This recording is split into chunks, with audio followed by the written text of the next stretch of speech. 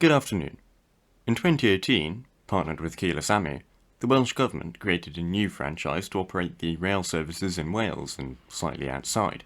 Whilst there was a huge list of improvements ranging from refurbished stations to new trains on almost every route, the flagship project was that of the South Wales Metro, which would transform services in the Cardiff capital region by making them faster, more frequent, and most importantly, more modern. The whole system was supposed to be fully operational by 2023, but as that year's rolled around, well, that's not really happened yet. However, it's still on the go. The first of the new trains, the Class 231s, have finally entered service, so we can now figure out what the South Wales Metro will be like to ride upon, and whether or not it's worthy of the £750 million price tag.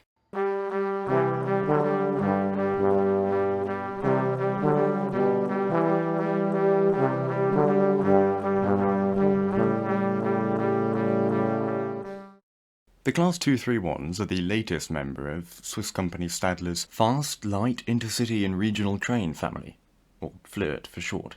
Despite being incredibly popular in mainland Europe, the FLIRT has only just reached the UK, making its debut to high acclaim in 2019 with Greater Anglia. The Class 231s are very similar to the Class 756s, also coming to Wales, with the only difference being that the 756s can receive electric power from the overhead wires, whereas the 231s are diesel only. Anyway, that's all irrelevant. What's the train actually like for the passenger? Well, seeing it at first, it's certainly striking. That said though, I don't think it looks as shockingly modern as some other new trains that have entered service recently. Not that that's a bad thing.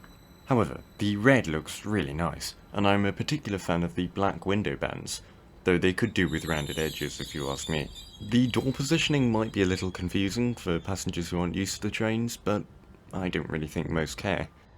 So of course, the most notable feature on boarding the train is the level boarding. This is exceptional. I've talked about it before on the similar Class 745s, and it's brilliant. I don't see why this hasn't been the case for longer. It negates the need for a ramp for wheelchair users, and means they don't have to hold up trains when boarding. It's a win-win situation. On board the train, it's intriguing to note that the areas around the doors are carpeted to provide a little bit of a doormat. The rest of the floor, however, is linoleum, and I'm not really keen on it. You wonder why they didn't use the wood effect that's so common on buses nowadays. It looks much more stylish. Of course, having a hard floor instead of carpet does mean sounds are considerably louder inside the vehicle, but it's a metro train, and that doesn't really matter. Cleanliness is likely more important. As for the rest of the interior though, well, it's very bright. The walls are excruciatingly white and the lighting is extremely harsh. I'm not particularly enthusiastic about it. The shade could easily have been toned down slightly, more similar to the Class 755s, without losing the fresh feel of the trains.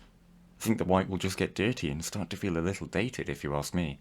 Still, I'm being overly harsh.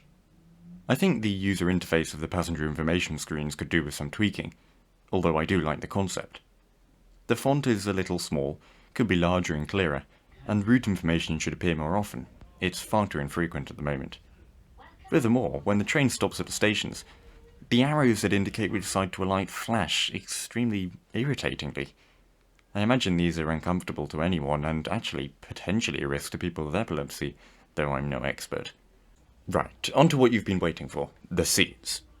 First off, they look amazing. I'm a really big fan of the way the leather headrests match with the grey and red maquette. It feels very high quality and radiates a real premium touch. I'm also curious to know why they have reservation holders. As far as I know, they won't operate any services with reservations and are unlikely to do so in the future.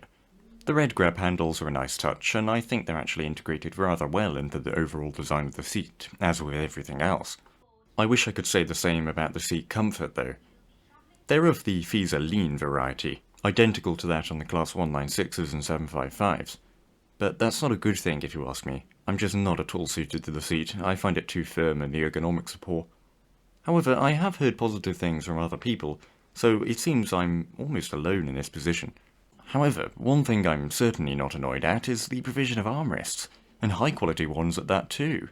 How can Transport for Wales do it, but West Midlands Railway on their Regional Express Class 196s completely fail?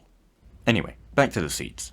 For a commuter train, the legroom is okay in both the airline and table seats, but in the airline seats, the seats in front have a support bar underneath. It's been positioned diagonally to help with cleaning, but it does get in the way of your legs. Most of my other observations with the Class 196 seats apply here as well, such as the small but sturdy tray table. However, I think the 231s perform much better all things considered. Huge tables in the bays of 4, fold-down tables in the airline seats, chargers, armrests. This is a metro train for goodness sake. They're incredibly high specification. But they've not forgotten about the metro train's requirements too. There's plenty of standing space around the doors. And, best of all, there's loads of bike space. I love bike space. It's fantastic, and urban cycling with trains to cover longer distances should really be encouraged more often. Curiously, they've got a sort of rope that's integrated very nicely into the design of the train, though I'm not really sure why it's needed. I've never had to tie a bike down on a train before. Another thing that interested me was the emergency exit windows. Instead of having a hammer that you use to smash the glass like on most trains, they actually have a fold-out window. I think this is quite a good idea, though I can imagine some people would have difficulty getting out. Once you've taken your seat though and the train starts to pull off, you notice how good the acceleration is for a diesel train. And actually the ride quality is not half bad either. It's also rather quiet as well, for all the engines are condensed into one power pack coach, so to speak. This has been specifically designed to allow for an easy conversion of the train to electric power if it so needs to. Overall, they just radiate an incredible sense of quality and attention to detail. So, what's the final verdict? Are the Class 231s good trains? Well, yes. I say that tentatively though. They're not going to work wonders on their own. They really stand out amongst a sea of neglected stations and infrastructure that Wales has inherited, and this needs to be addressed just as much as the trains.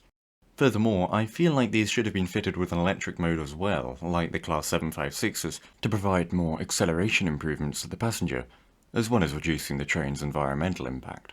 However, I appreciate that they're only the first step that Transport for Wales has made, and if they continue to refurbish stations, replace rolling stock, upgrade lines and better the service, then Wales has a very bright future ahead of it. Thank you very much for watching. I do hope you enjoyed. If you did, you might consider joining my Discord server, but entirely up to you. And I wish you a very pleasant next few weeks until my next video, whatever it might be.